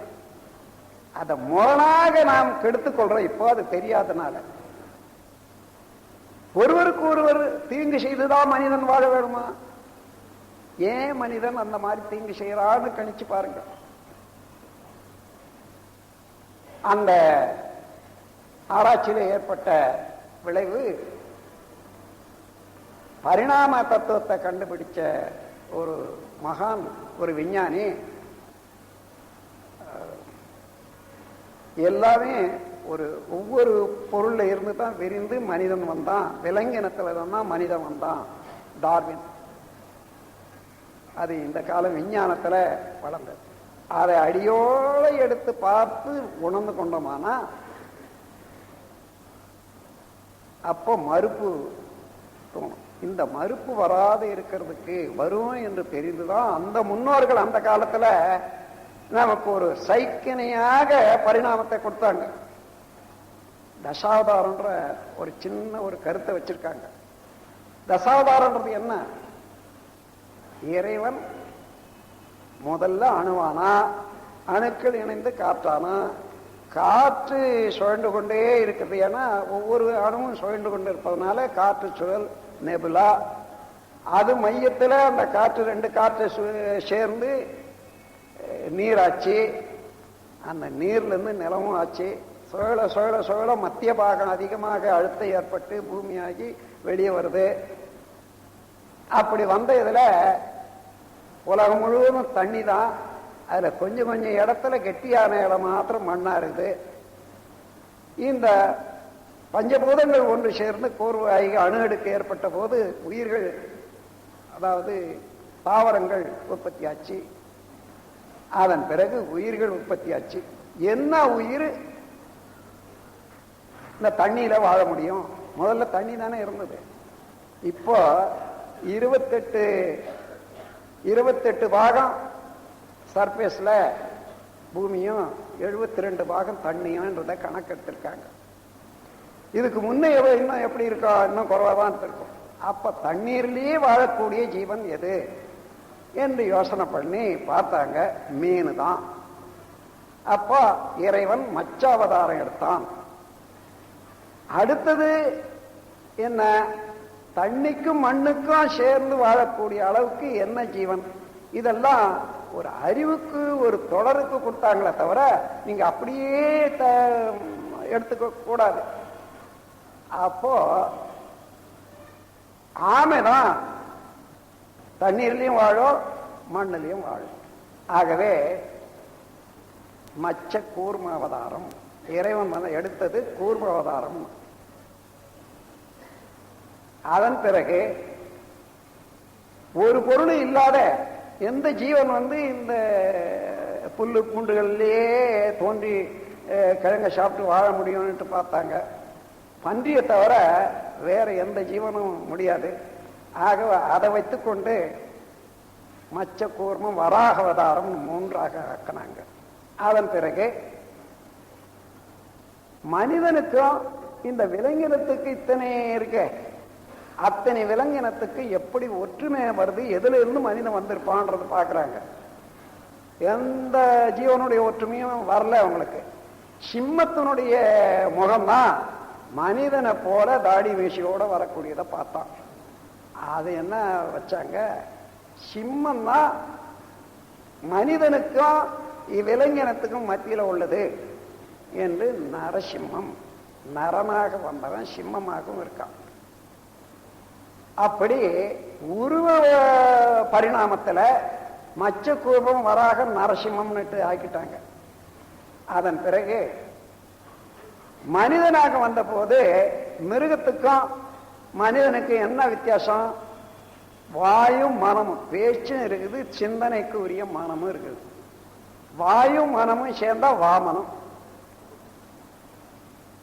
அப்படி அந்த அடையாளத்துக்கு மனிதனாக இடம் கொடுத்தாங்க.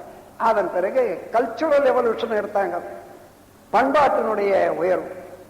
முதல்ல மனிதன் என்ன செய்து வாழ்ந்திருப்பான்? உழுது பயிரிடணும். கலப்பிய கொடுத்து பல்ராமன் ஒண்ணு போட்டான். அதுக்கு மேல ஆட்சி செய்தான் ராமன். அப்புறம் காட்டுல மரம் வெட்டி தான் ஒரு பகுதி வாழ்ந்தான் பரசுராமன். அப்புறம் எல்லா விதமான விளையாட்டுகளும் கேளிக்கைகளும் உள்ளதாக மனிதனாண்ட வளர்ந்தது என்பதை காண்பிக்கிறதுக்கு கிருஷ்ணாவதாரத்தை காமிச்சுட்டான். அதுக்கு மேல இன்னும் எதனா சொல்லலான்னு பார்த்தான். கலிக்க அவதாரம் விட்டுட்டான். ஜனங்களே பார்த்து தீர்மானம் பண்ணிக்கிட்டோம்னுட்டு இன்னைக்கு அந்த கலிக்க அவதாரம் யார் ஒன்னாலும் சொல்லிக்கிறான், நான் தான். இது எதுக்காக சொல்றேன்னா, அவங்க ஆராய்ச்சியில யூகத்துல எப்படி எப்படி இறைநிலையில இருந்து மனிதன் வந்திருக்க முடியும் என்ற போது அவங்களும் இம்மாதிரி ஒரு ஒரு சைக்கினை, ஒரு அடையாள குறிப்பு கொடுத்திருக்காங்கன்றதுக்காக சொல்றேன். இந்த உண்மையை உணர்ந்தா மனிதன், இன்னைக்கு நான் அந்த ஜாதி இந்த ஜாதி நான் அப்படி இப்படின்றதெல்லாம் பேசுகிறேன்னு இருக்குமா? இருக்கவே இருக்காது. எல்லாரும் ஒரே இடத்துல இருந்து வந்தோம், வாழ்ந்து கொண்டிருக்கிறோம். அது மாத்திரம் இல்லை, இப்போ இந்த உலகத்தையே கொஞ்சம் தூரத்துல ஒரு 10 கோடி மைலுக்கு அந்தாண்ட இருந்து பாக்குற மாதிரி வச்சுங்க. ஒரு சின்ன உருண்டையா உருண்டுகிட்டே இருக்குது. இந்த உலகத்துல 100 ஆண்டுகளுக்கு முன்ன வாழ்ந்தவன் இன்னைக்கு இல்லை. இன்னைக்கு இருக்கக்கூடியவங்க எல்லாம் இன்னும் 100 ஆண்டு பொறுத்தா எங்க இல்லை. அப்படி எத்தனை 100 ஆண்டு எத்தனை தலைமுறைகள் போய் இன்னைக்கு இருக்கக்கூடிய மக்கள் இருக்காங்க. இத கொஞ்சம் மனது விரித்து மனிதன் பார்த்தானே ஆனால்,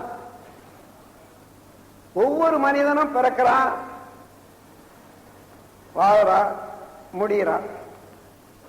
நான் அடிக்கடி சொல்றது ஒரு கவியில கொடுத்திருக்கேன், மனிதன் சாவறதுக்கு தான் பிறக்கிறான்னு. காரணம் என்னன்னா, அவன் பிறக்கிற போதே ரிட்டர்ன் டிக்கெட் வாங்கின்னு வந்துட்டான்.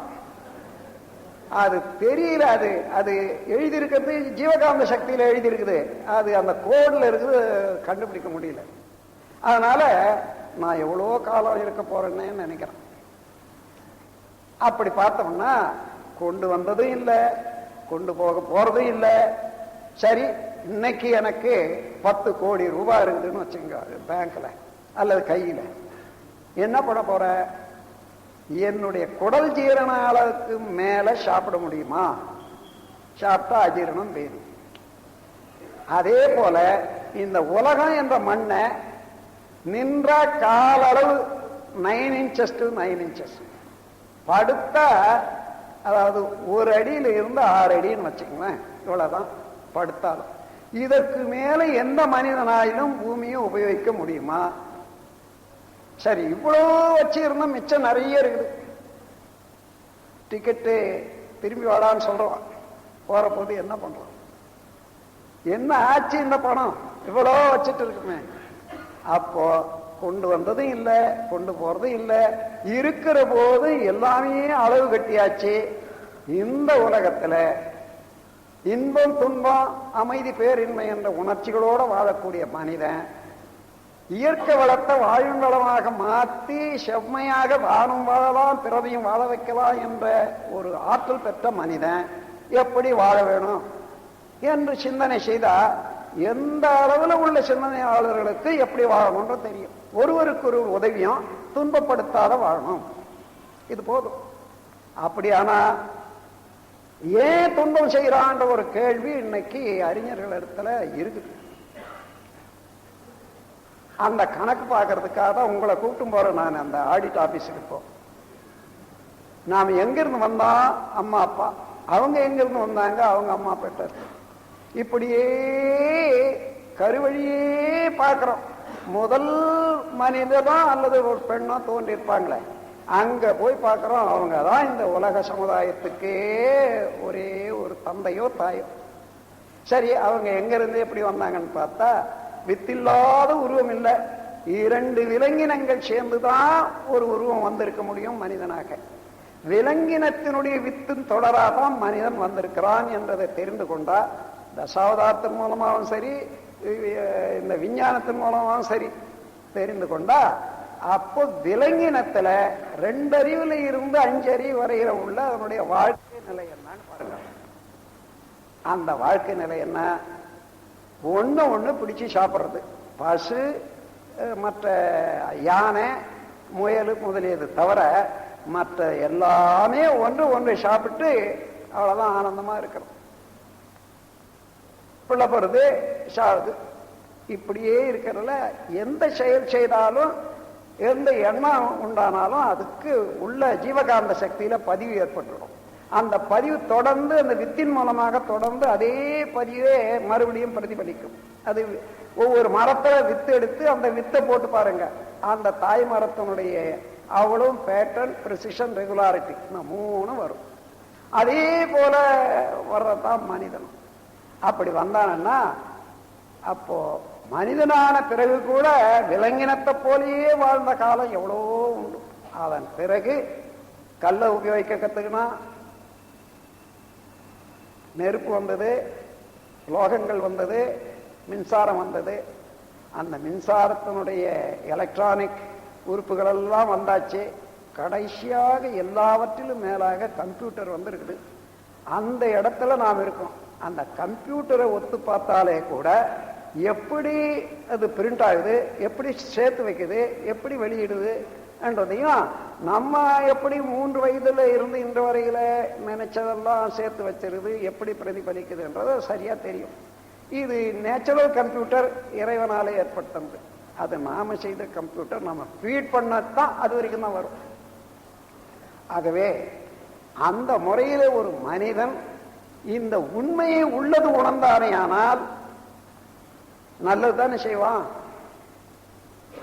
அதற்காக இந்த உள்ளது உணரணும் என்ற போது இறைநிலை அறிவு மனிதனுக்கு வேண்டும். எல்லாம் எங்குமே நிறைந்து எல்லா பொருளிலையும் இயக்கிக் கொண்டே எனக்கு நான் அடுத்த மாசம் எப்படி வாழ்வேன், எனக்கு இன்னைக்கு வேலை இல்லையேன்னு போறான் ஒருத்தன். வேலை இல்லாதவனெல்லாம் வாழாதே இருக்கான். அது போல பார்த்தோம்னா இப்ப நம்ம பிறந்து 5 வயசு வரைக்கும் ஒரு வேலையும் செய்யல, வாழாதே போட்டோம். ஆனால் வலு இருக்கிற போது வாய்ப்பு இருக்கிற போது அவரவர்களுடைய கடமையை இந்த சமுதாயத்துக்கு செய்துதான் ஆகணும். ஆனா உண்மையிலேயே என் அண்டை இவ்வளவு அமைப்பு இருக்கிறது, சமுதாயத்தில் இவ்வளவு அமைப்பு இருக்கிறது, இயற்கையில் இவ்வளவு அமைப்பு இருக்கிறது என்று சொன்னா தெரிஞ்சதுன்னா பயப்பட வேண்டியதே இல்லை, கவலைப்படவே வேண்டியதில்லை. அது மாத்திரம் இல்லை, இன்னொருவராண்ட கையே அந்த முடியவே முடியாது, மனம் வராது. மனிதனாண்ட மனிதன் கேட்டு வாங்கிறதுக்கோ கையேந்துறதுக்கோ வேண்டிய அளவில் இல்லை இயற்கையினுடைய அமைப்பு. இவன் எல்லாம் வல்லவனாகவும் எல்லாமே உள்ளவனாகவும் இருக்கிறான் மனிதன். அதை தெரிந்து கொள்ளணும்னா உள்ளதை உணரணும், இயற்கை உணரணும். இவன் எல்லாமே இருக்கிறது. இன்னைக்கு ஒவ்வொருவரும் நீங்களே எண்ணி பாருங்க, எனக்கு அது இல்லை இது இல்லைன்னு சொல்றதெல்லாம் என்னன்னா அவங்கள பார்த்து இவங்களை பார்த்து அது கிட்டாதுன்னு நினைச்சு அது பெருசுன்னு நினைச்சு உள்ளதெல்லாம் உங்களாண்ட இருக்கிறதெல்லாம் மறந்துட்டு இல்லாதது எதுவோ இன்னொருவராண்ட உள்ளது எதுவோ எது கிடைக்காததோ எது தூரமாறுதோ அது வேலையே மனது வைத்துக் கொண்டு இன்னைக்கு உள்ள இன்பகரமான எல்லா வாழ்க்கையினுடைய மேன்மையெல்லாம் விட்டுவிடுறோம். இந்த நிலையை விட்டு உள்ளதை உணர்ந்து கொண்டோமானா இத்தனை இன்பம் இருக்கிறதே, இவ்வளவையும் நாம் அனுபவிக்கலாமே. நட்பு இருக்கிறது, மனித மக்கள் இருக்காங்க, எவ்வளவோ மேலாக நாம் அனுபவிக்கலாம்.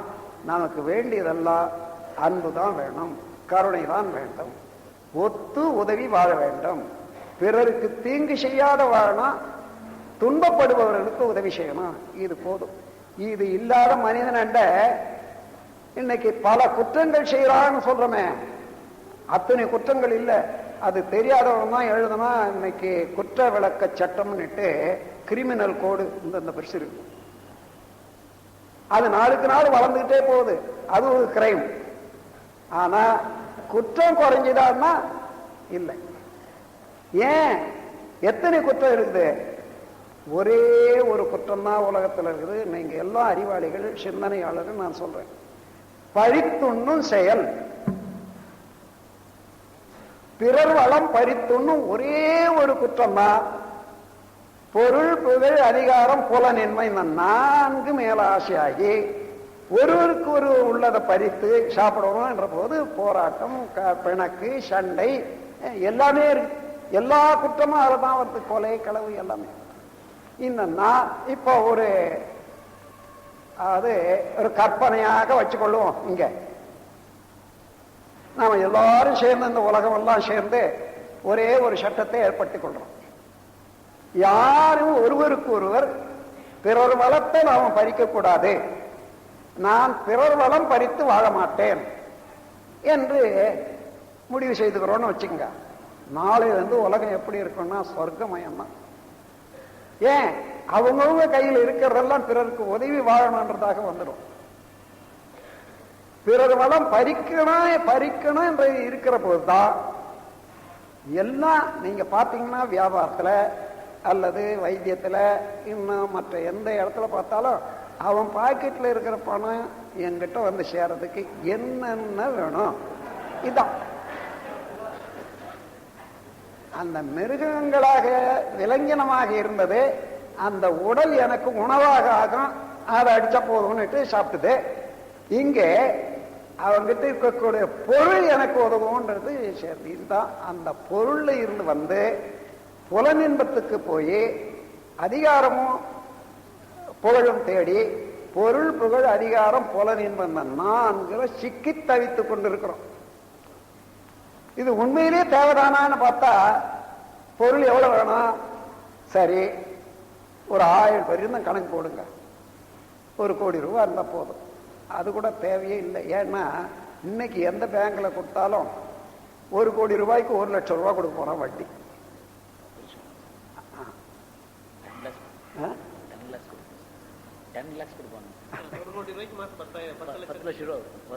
ஒரு கோடி ரூபாய்க்கு எனக்கு தெரியாது சரி. 1 கோடி ரூபாய்க்கு அதாவது 10% தானே? 10% வருஷத்துக்கு இல்ல கொடுக்குறான். மாசம் சரியான கணக்கு வந்துட்டாங்க. மாசம் 1 லட்சம். எப்பவுமே பொருளுக்கும் பாலிடிக்ஸுக்கும் போனா சர்ச்சை தான் வரும். அப்ப இந்த 1 லட்சத்தை அதுக்கு மேல நம்ம சாப்பிட போறோம். நமக்கும் உதவும், நம்ம காலத்துக்கும் உதவும்.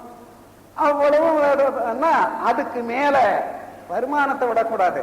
அது சம்பாதிச்சுட்டே இருங்க, இன்னும் 4 கோடி கூட வரட்டும். ஆனா எவ்வளவு வந்தாலும் அது பிறர் நலத்துக்காகவே நான் செலவு பண்ணுவேன், இது எனக்கு போதும்ன்றதுக்கு வந்தா உலகம் எப்படி இருக்கும் பாருங்க. எவ்வளவு வந்தாலும் இங்க வைக்கிற வரைக்கும் வைக்கலாம், நம்ம பேங்க்ல வைக்கிற வரைக்கும் வச்சுக்கலாம். அது கணக்கு தெரியாத வைக்கணும்னு சுவிட்சர்லாந்து ஒண்ணு இருக்குது. அந்த சுவிட்சர்லாந்து பேங்க் இந்த உலகத்தையே இன்னைக்கு ஆட்டி பழகுது. அது யாருக்கும் தெரியல. ஆனா நமக்கு ஒரு ஆறுதல் அதுல இருந்து வருது. நாம கொடுக்குற பணம் எல்லாம் எங்க போகுதுன்னு நினைக்கிறீங்க? சுவிட்சர்லாந்துக்கு. அதாவது நம்ம அதிகமா வச்சுக்கிறவங்க தானே, பேர் சொல்ல வேண்டாம். அப்போ அதிகமா இருக்கிறவங்க சுவிட்சர்லாந்து பேங்க் கொடுக்குறாங்க. அந்த பேங்க் காரணம் வர்றான். இந்த உலகத்துல உள்ள இன்டர்நேஷனல் பேங்க்ஸ் யார் யாரோ அவனெல்லாம் அங்க ஒரு பேங்க் வச்சிருக்கான். எல்லா ஊர்லயும் அவன் பேங்க் வச்சிருக்கான். ஒரு அரசியல்வாதியோ அல்லது வேற பொருள்வாதியோ இருந்தான்னா நேரா போறான். அனாமத்தா இருக்கக்கூடிய பணத்தை வைக்கிறதா இருந்தா சுவிட்சர்லாந்து பேங்க்ல நீங்க சொல்லி அனுப்புங்க, எங்க பேங்க்ல நாங்க வாங்கி வச்சுக்கிட்டு அதுல உங்களுக்கு இருப்பு கட்டிடுறோம்னு சொல்றோம். அது ஒரு பெரிய நிம்மதியாகி போச்சு. வரும்போதே அங்க இவங்க எண்ண வேண்டியது இல்லை, அங்கிருந்து அப்படியே போயிடும். இப்ப அவ்வளவு அங்க சேர்ந்து இவன் கொடுக்கறது. இந்த ஊர்ல இருக்கக்கூடிய இந்தியா பணம் எந்த நாட்டிலேயாலும் செலவாகுமா செல்லுமா யாருக்குன்னா தெரியுமா? அது இந்தியா பணம் மாத்திரம் நாம் அவ்வளவு கெட்டிக்காருங்க.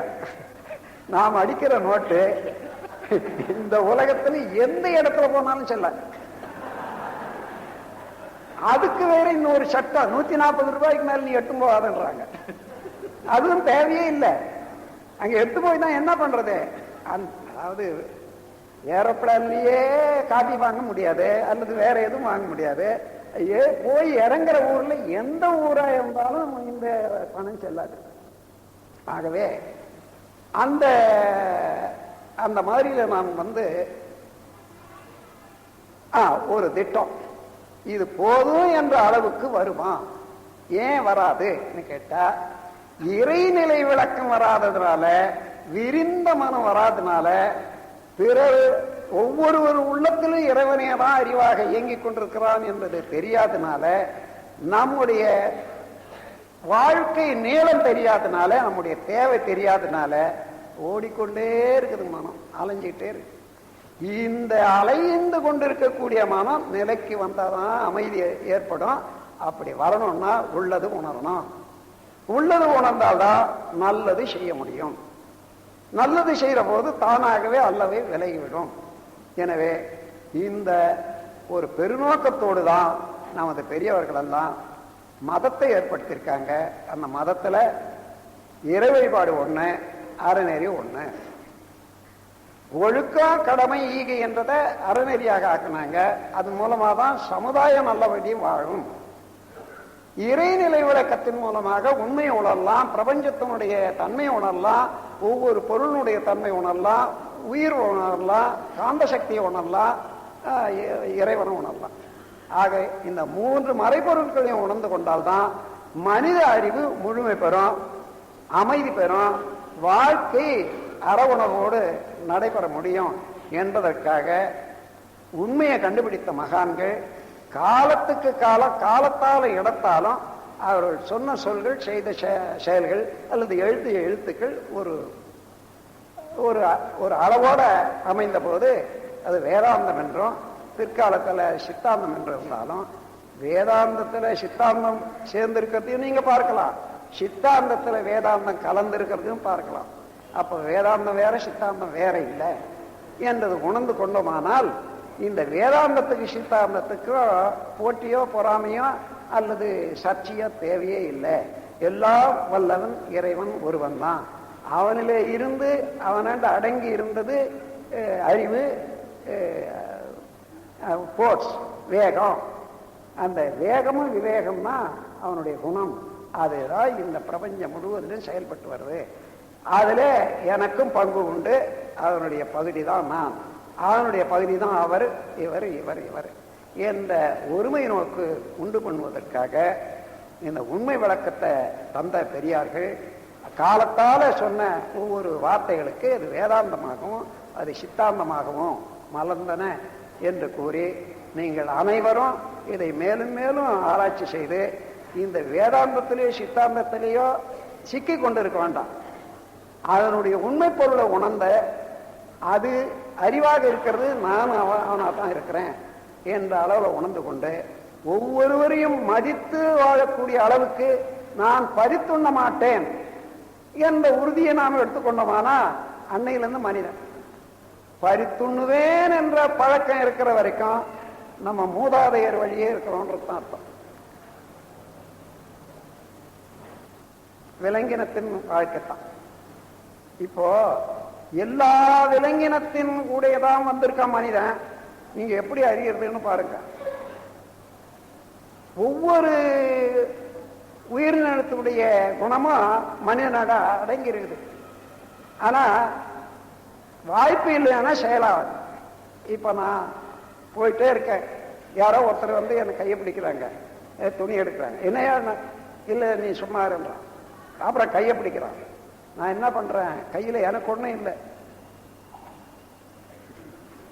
என்ன விலங்கினத்தினுடைய செயலாத்தான், அதான் முன்ன வரும் அங்க. அதே போல எந்த செயலும் நீங்க ஒவ்வொரு ஜீவனுடைய செயலும் அந்தந்த இடத்துக்கு வர்றதை பார்க்கலாம். ஒரு 10 குழந்தைகளை 2 வயசுல இருந்து 3 வயசு அப்படி உள்ள குழந்தைகளை ஒரு இடத்துல ஆட விடுங்க, வேண்டிய விளையாட்டு பொருளை கூட போடுங்க. ஆனா அதே நேரத்துல அந்த ஓரத்துல ஒரு மரம் நல்ல சுலபமா ஏறுற மாதிரி வச்சுருங்க. அது 2 இடத்துல ஒரு வலை, குகை மாதிரி வலையை போட்டு வச்சுக்கோங்க. அந்த மாதிரி விலங்கினங்கள் வாழக்கூடிய இதுக்கெல்லாம் ஒரு வசதியா இருக்கிறதாக செய்து வச்சிடுங்க. இந்த குழந்தைகள் விளையாடிக்கிட்டே இருந்து சந்தர்ப்பமா அவன் நிமிந்து பார்த்தா போதும், அந்த ஓ எல்லாத்தையும் விட்டுட்டு போய் அந்த குகையில தழைவிடும். வலையில வாழ்ந்த பழக்கம். அதே போல மரத்துல ஏற ஆரம்பிக்கும். அதெல்லாம் எல்லாரோட இருக்குது. சந்தர்ப்பம் வரும்போது தானாக இயங்க ஆரம்பிக்கும் என்று சொல்லி இந்த சொற்பொழிவை இதோட நிறைவு செய்யறேன். வாழ்க வளமுடன், வாழ்க வளம்.